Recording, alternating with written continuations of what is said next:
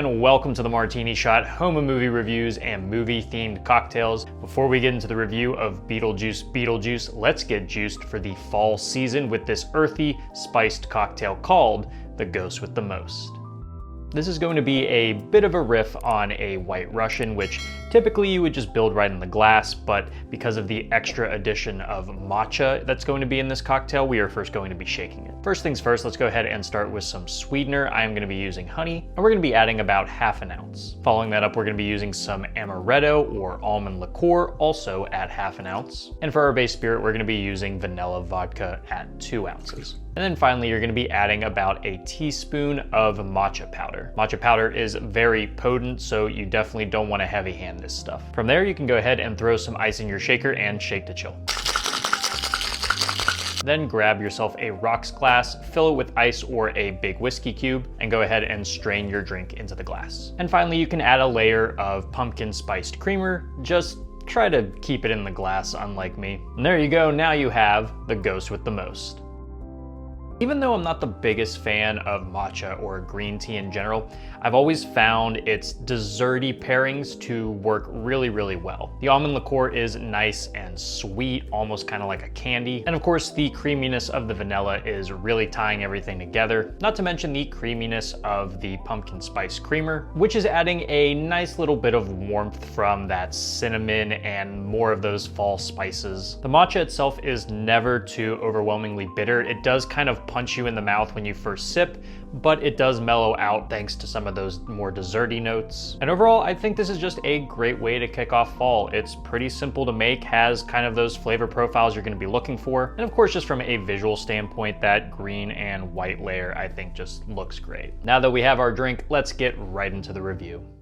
Beetlejuice is one of those films I'd say I admire more than I like, which honestly also wraps up my feelings about director Tim Burton. His quirky gothic aesthetic doesn't always work for me, but I gotta respect him for taking the big swings he takes when making his outlandish movies. It's hard to really deny why the original Beetlejuice is so iconic. It's goofy and vibrant enough for kids, but also quite disturbing and dark for adults, something we really don't get a lot of in PG films nowadays. A PG film back in the day meant you could potentially see someone's face melt right off, or a topless woman might run across the screen. I am happy to say that Beetlejuice Beetlejuice does maintain that zany, dark crudeness that made the original a hit to begin with. Burton is back with the impressively designed sets and kooky world building we know and love him for. The continuation feels strong enough to stand on its own, never relying too much on nostalgia to entertain. That being said, there is still plenty of crossover from the original film to give fans a good time. Though the pacing can be kind of lopsided and not every plot point earns its right to be there, I feel confident in saying that this is the best Burton has been in the past 10 years. Still can't get past that Dumbo movie, but we'll get there. Taking place 20 years later, Lydia Deetz is now a famous supernatural talk show host alongside her scummy manager/lover, Rory. She also has an estranged daughter named Astrid who wants nothing to do with her paranormal mumbo-jumbo. Lydia is pulled back to her old house by her stepmother Delia when her husband Charles tragically dies, which sets in motion the opportunity for Lydia and Beetlejuice's paths to cross again. Many of the returning cast shine once again, while most of the newer additions manage to leave their mark in their own way. Winona Ryder's Lydia is front and center, dealing with the pressures of being a mom, hosting a television show, her overbearing manager, and a paranormal demon still trying to marry her. The weight she carries slowly wears her down, but she still does her best to make things right. It's great to see Ryder slip so seamlessly back into the role, never really missing a beat and adding a new layer to the character in the process. But of the returning cast, it's Catherine O'Hara and Michael Keaton that really steal the show for me. O'Hara's comedic timing as Delia is impeccable, dealing with the loss of her husband in her own oddball performance art way. And then there's the titular Ghost with the Most. There's no watering down or adjusting the character to modern sensibilities. Beetlejuice is just as crude and rude as he was in the 80s. Even being given a bit more to do this time around, yet Keaton always keeps him to his scumbag nature. And if you're wondering, no, serial kid toucher Jeffrey Jones does not return as Charles,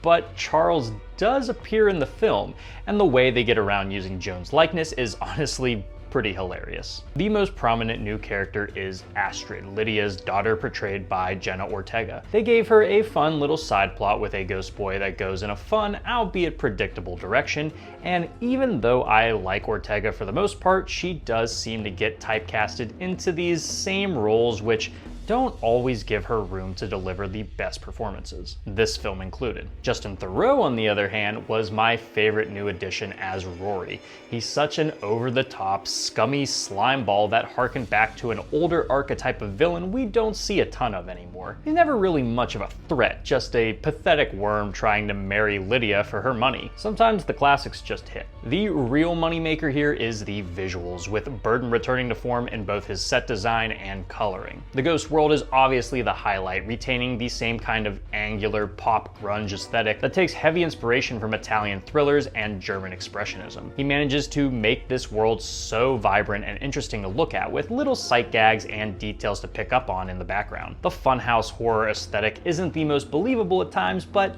it doesn't really need to be, does it? It fits wonderfully as a juxtaposition of the real world, appearing far more endearing and creative than what CGI can conjure up. There are a ton of practical effects to admire, from puppeteering to stop motion, that obviously come from a place of love for the craft. The lighting as well gives the film a style of its own, never trying to ground itself in reality, but rather going for a style over sensibility approach I definitely appreciate. Like many of these legacy sequels, the plot can sometimes find itself overstuffed with ideas, trying to cater to the past film while also trying to trample new ground as well. This leads to quite a few plot points that don't get expanded upon well enough by the end. We are introduced to Beetlejuice's ex-wife Dolores, an undead soul sucker who has a pretty awesome introduction set to the Bee Gees, but she hardly makes a sizable impression on the rest of the film, barely interacting with any of the characters until the end. In an attempt to juggle the stories of Lydia, Astrid, Delia, and give the side characters enough to do, the pacing can feel pretty slow at times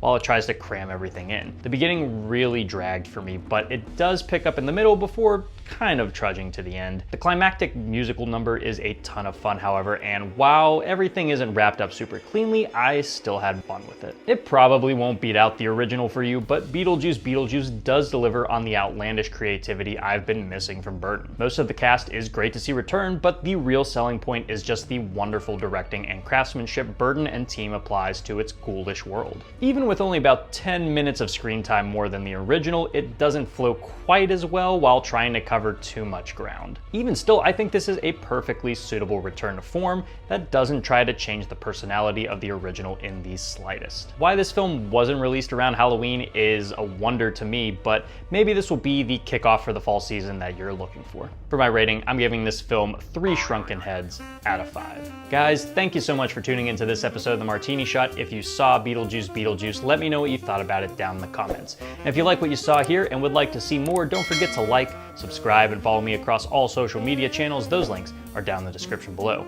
And if you enjoy movie reviews and movie-themed cocktails, be sure to check out my website, martinishot.blog. Until next time, thank you again for watching. I'll see you in the next one. Live deliciously, but please remember to drink responsibly.